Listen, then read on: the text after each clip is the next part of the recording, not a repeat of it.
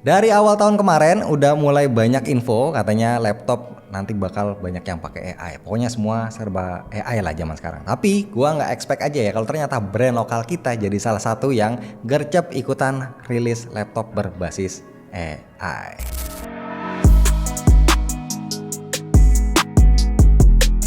Bismillah, alhamdulillah kita ketemu lagi bareng gua Romi. Boleh lah ya kita kasih 2 jempol nih buat Advan sama AMD yang udah collab bikin laptop dengan nama Advan AI Gen ini.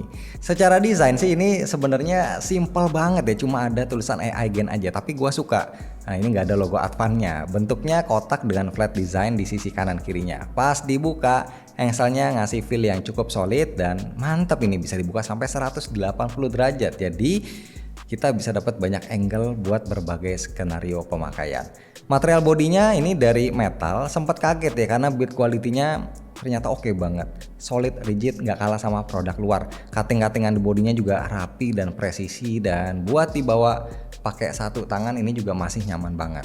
Nah, untuk I/O ports-nya di sebelah kiri dia ngasih ada 2 port USB-C 3.2 Gen 1, ada satu USB-A 3.2 Gen 1 dan satu HDMI. Di sebelah kanan ada satu USB-A 3.2 Gen 1, satu USB-A 2.0 sama ada jack audio 3,5 mm. Oke, jadi kali ini Advan ngegandeng AMD buat izin ya pakai Ryzen 7 yaitu 8845HS sebagai CPU-nya. Konfigurasinya ini 8 core dengan 16 thread, base clock-nya di 3,8 GHz dan max boost 5,1 GHz. Dia juga udah built-in GPU AMD Radeon 780M. Untuk RAM-nya onboard 16 GB LPDDR5X, jadi harusnya udah mentok ya, nggak bisa ditambah. Dan storage-nya 512 GB SSD PCIe 4.0. Dia masih ada satu slot kosong buat nambah storage-nya. Yang spesial di sini, CPU ini udah punya NPU atau Neural Processing Unit AMD Ryzen AI yang punya total kecepatan up to 38 TOPS. Keuntungannya punya NPU itu pada intinya bikin segala yang berhubungan dengan pemrosesan AI itu jadi jauh lebih cepat, karena kalau nggak ada NPU, pemrosesan AI itu kan dibebanin ke CPU atau GPU. Nah, selain lebih cepat juga harusnya bisa bikin baterai lebih irit karena kerja GPU otomatis jadi lebih ringan. Nah, apakah bakal kepake atau enggak? Nah, itu semua balik lagi ke user masing-masing. Kalau kita sering pakai apps berbasis AI ya udah pasti bakal ngerasa banget benefitnya. Tapi kalau cuma pakai kerja komputasi konvensional ya mungkin nggak akan ngerasain amat ya perbedaannya. By the way, gua juga udah nyobain untuk benchmark ya, pakai Geekbench 6, hasilnya dia bisa dapetin skor single core 2616 dan multi core 12316. Terus gua coba pakai Cinebench, berhasil dapetin skor single core 1781 poin dan multi core 15.669 poin. Gue juga sempat icip-icip game sedikit ya pakai yang simple aja, Dota 2. Game ini gue set ke best looking dan experience mainnya ternyata masih enak banget. FPS-nya itu sekitaran 95-an, palingan ngedrop ke 80-an. Yang mana ini bisa dibilang masih terlalu nyaman buat dimainin. Tapi kalau game AAA jelas gue nggak rekomen ya karena bukan peruntukannya. Dan mungkin cooling sistemnya juga kurang capable ya buat heavy gaming.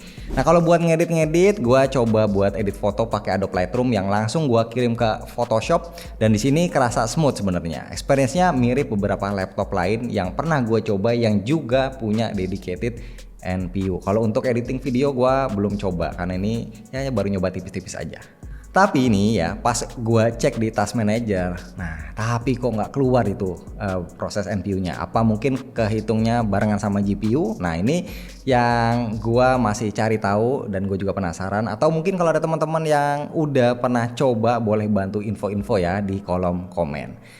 Di sini juga ada aplikasi AI Assistant. Tadinya gue kira Advan bikin aplikasi AI sendiri, ternyata isinya cuma kayak shortcut ke beberapa web layanan AI gitu. Tapi ya lumayan lah ya, mungkin beberapa orang awam juga kan kurang tahu website AI itu apa aja. Jadi agak lumayan membantu lah ini buat referensi.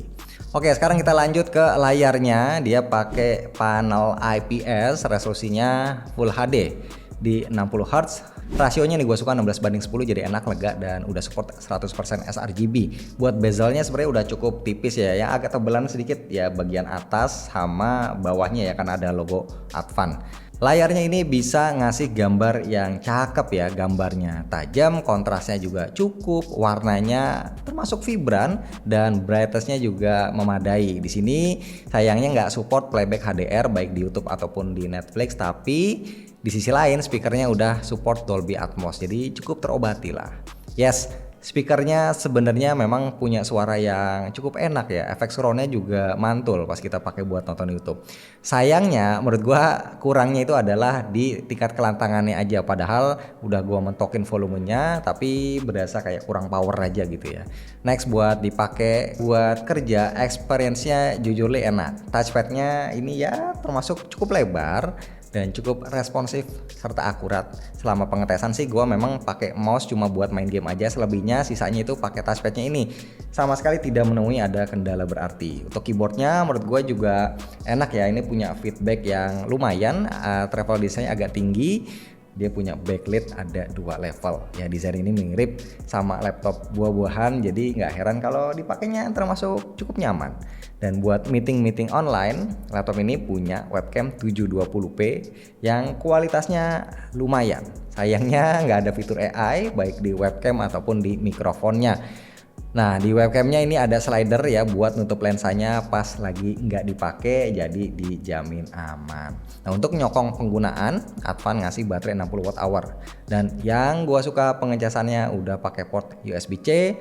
Selama gua pakai buat ngetik script, browsing ya, gitu baterainya berkurang 60% untuk pemakaian 4 jam. Dan casannya dikasih 100 watt, warnanya putih dan ukurannya cukup compact, jadi enak buat dibawa-bawa, nggak jadi PR. Oke, kayaknya segitu aja buat hands-on singkat Advan AI Gen ini. Kalau kita ke web resminya, Advan ngebanderol ini harganya 10.999 alias 11 juta. Tapi kalau cek di e-commerce itu ternyata udah lumayan banyak yang jual laptop ini dengan harga under 10 juta. Yang mana menurut gua ini value for money-nya udah cukup oke ya, terutama ini kan sudah pakai CPU yang ada AI-nya, terus build quality-nya juga bagus. Ya, jadi kalau teman-teman punya budget sekitar segitu, ya mungkin bisa melirik laptop yang satu ini.